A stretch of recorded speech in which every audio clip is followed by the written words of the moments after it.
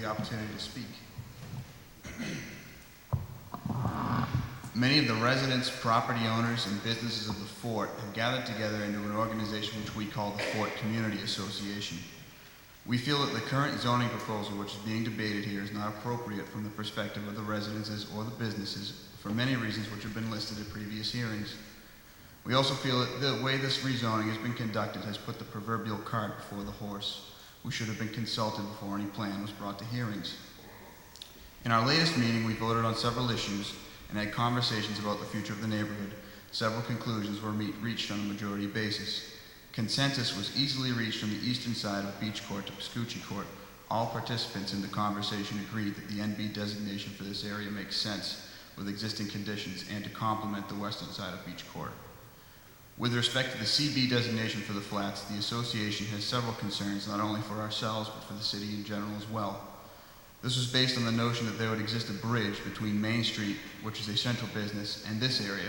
We disagree with this assumption and view it as an academic solution, not based on the reality of existing businesses on the fort. The addition of allowable uses in this schedule are not compatible with the existing businesses nor residential areas of the fort. The CB designation allows for additional residential unit development, which is adding conflict to one of the city's primarily industrial neighborhoods. Leaving those options open as CB does leads to the development of could lead to the development of a condominium building or even a housing project. This could easily be forced via a threat of building affordable housing under Chapter 40B, similar to what has happened with Gloucester Crossing. The CB designation allows very little to no control over building footprint, as Greg mentioned, nor does it give the city any leverage to negotiate for improvements, as most all uses are by right. The proposal for change to an EB designation represents very little in the way of an improvement for the neighborhood for the below reasons. EB still allows for hotel development, but no residential component. It has been discussed that a hotel here would require residential development in order to be financially feasible year-round. We feel that this designation represents a death by 1,000 cuts, whereby the hotel could be built, then cry foul when financial difficulties appear, and appeal to the city for a change in zoning designation to allow for a residential component in order to survive. EB does not allow for some uses which should be viewed as critical possibilities for this site, that being manufacturing, processing, and research, processing and cooling. Restricting these uses for this site seems counterintuitive, as it has been traditionally used for such for many years. EB has the potential to place the site in a sort of purgatory, made too expensive for purchase as an industrial site, but with options limited to as to the creation of other uses. We maintain that MI remains an acceptable use for this site, and that a zoning of Fort Industrial based upon compatible additions to MI plus if you will, would be very appropriate additional uses. This was met with great enthusiasm by the assembled association. We feel that this new designation would provide the city with an improved variety of revenue-producing possibilities for this site, while maintaining the primary uses of industrial, research facility, office park, and colleges, none of which pose additional residential conflicts for existing businesses. Fort Industrial consists of the following additions per the current zoning use schedules for MI.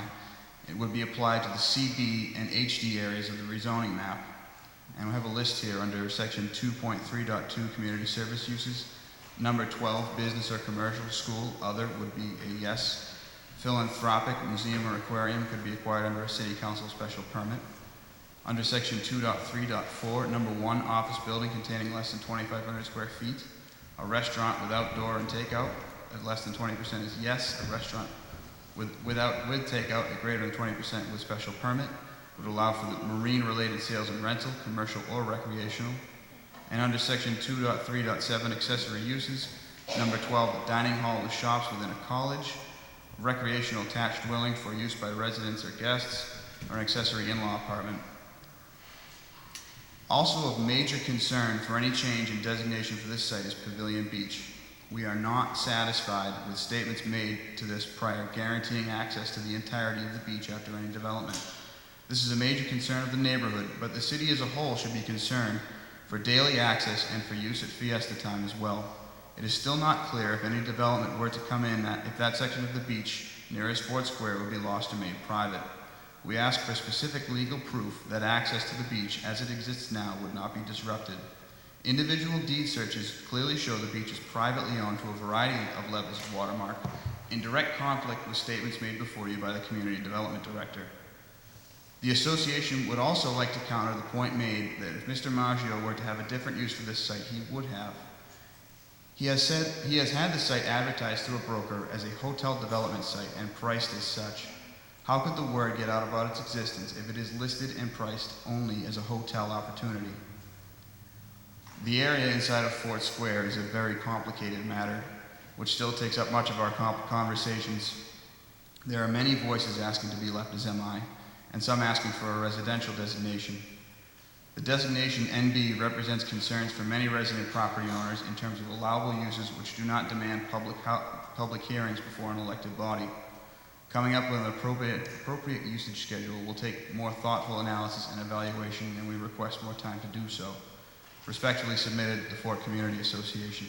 I have a copy that I will leave with you guys when we're ready. I'm sure you probably have questions for me. No? Just jump in real quick. I did appreciate the meetings that we had, and I think they were constructive. I was having a little vision problem earlier. I feel a little bit sharper right now. One of the points that I also wanted to make in the memo that I supplied was one of the other considerations that the board may want to consider was also the EB district in of itself, in potentially allowing some of the other uses that were identified as, quote, MI+. I think that's kind of one of the things that we're talking about. Again, we were starting this whole discussion with uses that were on the books at the time, and I think that there's been some progress in terms of what might make some sense in terms of other uses that might be married to existing districts or the consideration of new districts. I have a question. Go ahead, Hank. The question is, I didn't hear a comment on the proposed harbor district on the outside. Was that brought up in the discussions? The harbor district is also a complicated matter. I did bring it up through one comment, that would be the MI+. We were suggesting that the proposed CB and HD districts be put under the MI+ designation. That's one way it could go. I know that the property owners of the HD district have a rather large petition for mixed usage as well. It's been brought up at our meetings. That's a good question, Madam Chair. Question? I have a question, if I may. Sure. As to the topic that was just brought up and to the specific concept of a residential designation, you did say that you would appreciate more time to develop a more detailed proposal for us. Did I hear that correctly? Yes. Okay. Given that we are approaching holidays and there are other upcoming measures for the overall harbor to be considered from the mayor's proposal for a draft of her proposal to go to state officials at some time in January. This was discussed at the Monday evening's meeting, and councilors were considering what an appropriate date for that would be. And it was again pointed out that nothing is likely to happen definitively, at least until after Inauguration Day on January 20th. So if we were to consider giving you the appropriate amount of time, it would seem to me you might want some months actually to really Mr. hammer out Rubin, a your proposal. question, please. So my question is, would you like 4 to 6 months to really work on a solid proposal and bring it back to us? That's a difficult question to answer. Speaking for myself, I don't know if I'd want this matter hanging over my head for another 4 to 6 months. Thank you, Bill. Okay. Yeah. Any other questions from the board?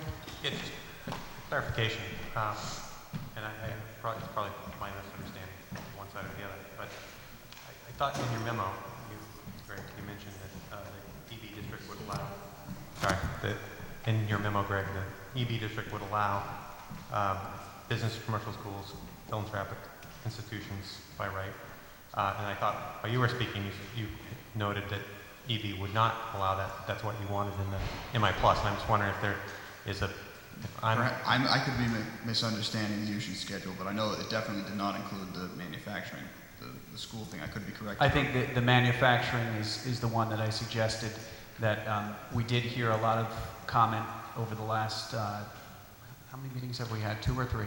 2.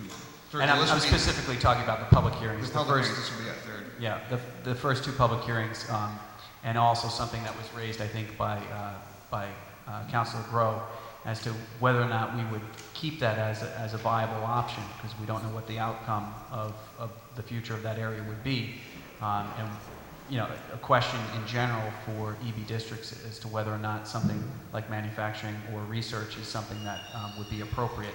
And that's one of the uses that I've suggested as a consideration for the EB district as a whole, which brings its own set of circumstances along with it, as it would affect the other EB districts for the area. So that's where the suggestion that I made was that I do think in a lot of ways the EB with that expansion would be a lot like the MI Plus that's been suggested, but it's obviously something that we would have to consider for other areas of the community as well. All right, so that's my confusion. You're correct in what you're saying now.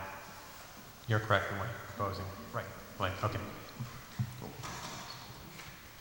Those proposals and the detail of the use, those use, do you have that for the record? I do. Actually, I'll submit this That'd be letter if great. it's okay for the I'd like record. to really be able to see that. Okay. That's great. Anything else? That's all I have to say for this evening. I believe Ann Malloy has a statement also for the businesses. Good Mr. enough. Johnson, just before you walk away, I just wanted, I think you've been a real asset to the whole process here. I wanted to thank you for your involvement and think you're doing a great job. I appreciate that. Thank you very much. The board thanks you.